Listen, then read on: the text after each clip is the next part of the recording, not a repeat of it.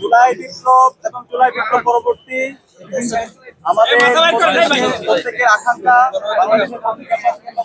নির্বাচন হওয়া এবং সে আলোকে আজকে আমাদের রাজ্য নির্বাচনের শিক্ষার্থীদের মাঝে আমরা উৎসাহ দেখতে পাচ্ছি।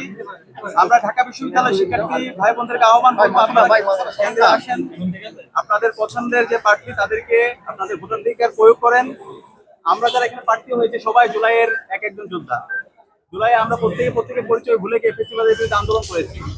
জুলাই পরবর্তী আমরা যদি শহীদদের আকাঙ্ক্ষার আলোকে